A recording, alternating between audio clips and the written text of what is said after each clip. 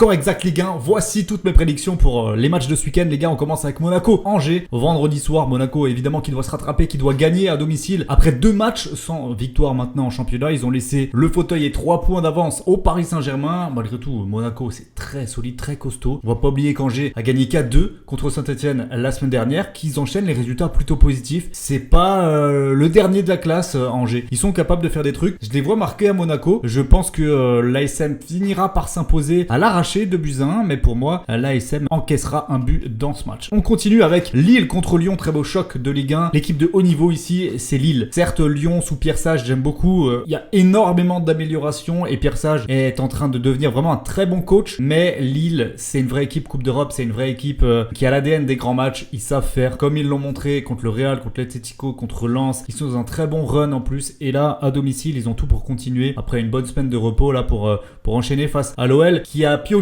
la semaine dernière contre Auxerre. Lille, pour moi, ne perdra pas ici. Je suis un petit peu mitigé avec le nul. Je pense que Lyon est capable de venir prendre le nul, mais pas de s'imposer à Pierre-Mauroy, à Lille qui est l'une des équipes les plus solides historiquement depuis quelques saisons à domicile. Donc je donne Lille vainqueur d'un but d'écart, mais le nul est une vraie possibilité. Et les gars, pour ce week-end, je donnerai des analyses écrites sur les matchs dans mon canal public. Tous ceux qui veulent le rejoindre, foncez dès maintenant. Il va y avoir du très lourd qui sera donné, et ça c'est dans ma bio directement. C'est important que vous ayez tous rejoints. On continue donc avec le Paris Saint-Germain, samedi 17h contre le Racing Club de Lens. Lens qui est tombé devant leur public face à l'ennemi lillois. Maintenant déplacement au Parc des Princes, pas évident.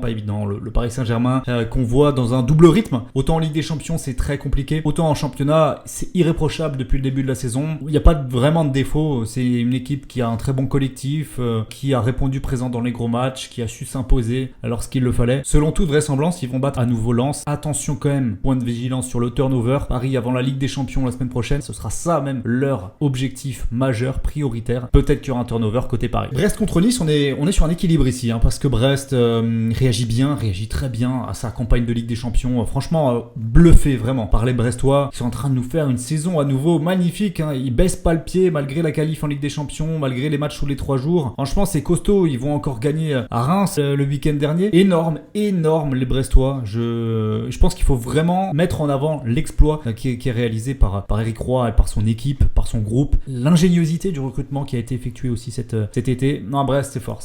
De l'autre côté, on a Nice qui a gagné le derby de la Côte d'Azur contre Monaco. Alors bon, après un carton rouge, donc c'est un petit peu tronqué. Nice est capable de venir poser les problèmes, est capable de jouer. Les favoris restent Brest à domicile. De un but d'écart, pas plus. Saint-Etienne, Strasbourg. Je pense qu'on sera tous assez d'accord pour dire que la meilleure équipe, c'est Strasbourg.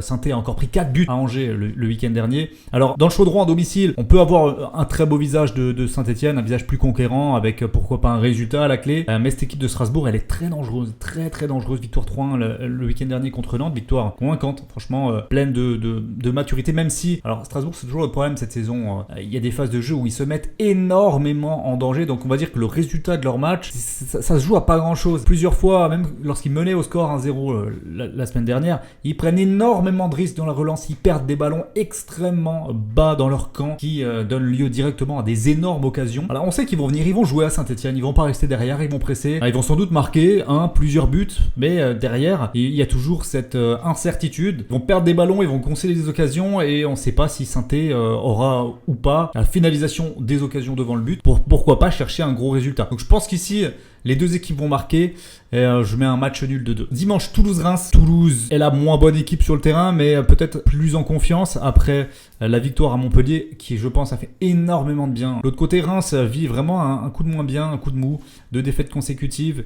Je les voyais vraiment rebondir contre Brest la semaine dernière, ça n'a pas été du tout le cas. Donc je suis assez négatif. Après, Toulouse n'arrive pas à grand chose à domicile malheureusement. Je vais mettre le nul à nouveau ici, un partout. Auxerre affronte Rennes, et est-ce qu'il ne faudrait pas une bonne défaite des Rennais là pour enfin arrêter avec Julien Stéphan? Pour moi, c'est le Eric Ten Hag de la Ligue 1. Stéphan ne fait pas progresser son équipe, il l'a fait stagner de temps à autre. Il y a un bon petit résultat, mais sinon c'est très mauvais par la suite. Non, je pense qu'il faut vraiment autre chose de côté Rennais. Stéphan à Rennes, ça marche pas. Il y a eu une bonne saison, mais depuis, il y a eu cette période où il s'était déjà séparé de Rennes, il est revenu, ça ne matche plus. Et Auxerre peut très bien sanctionner tout ça et s'imposer à domicile. Auxerre qui a montré beaucoup de cœur contre Lyon la semaine dernière, qui enchaîne quelques résultats positifs maintenant, de matchs sans défaite. Auxerre est capable de le faire, de battre Rennes, je vais le tenter, ça sera mon petit coup de fun du dimanche. Voilà. On enchaîne avec Le Havre contre Montpellier. Les Havrais Havrais qui ont les cartes en main, je pense, pour venir à bout d'une équipe de Montpellier qui creuse chaque semaine un petit peu plus sa tombe. Malgré le changement de coach la semaine dernière, ils se sont fait tabasser par Toulouse qui était pas bon. Donc à partir de là, où sont les points d'espoir? Savanier a été exclu. Mais à côté de ça, Le Havre est la pire équipe de Ligue 1. Du moins, ils ont la pire série de défaites. 6 matchs consécutifs maintenant. Ça fait beaucoup. Ça commence à faire vraiment beaucoup. Et surtout, ça fait maintenant 1, 2, 3, 4 matchs qu'ils n'ont pas marqué, les Havrais. Où trouver des points d'espoir là aussi? Franchement, c'est compliqué. J'aurais plus tendance à dire que ça va basculer du côté du Havre, qui me semble avoir un groupe plus sain que celui de Montpellier. Donc je mettrais victoire Le Havre, mais honnêtement, très compliqué ce match-là. Et on termine cette 10e journée de Ligue 1 avec Nantes qui reçoit à la Beaujoire l'Olympique de Marseille. Un OM, attention là, c'est le moment de tirer la sonnette d'alarme. Il y a eu des prestations plutôt mauvaises depuis le début de saison contre Reims, contre Angers, contre Strasbourg, contre Paris. Ça commence à faire beaucoup pour une équipe qui n'a pas de Coupe d'Europe. Nantes, c'est peut-être l'équipe qui pourrait les relancer.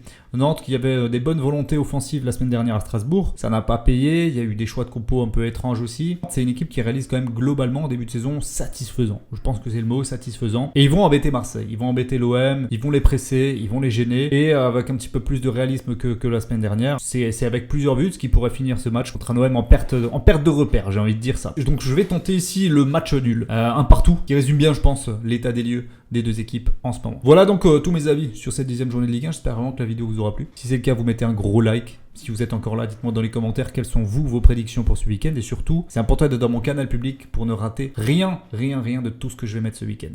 Le lien est en bio. Bon week-end à tous. Ciao, ciao.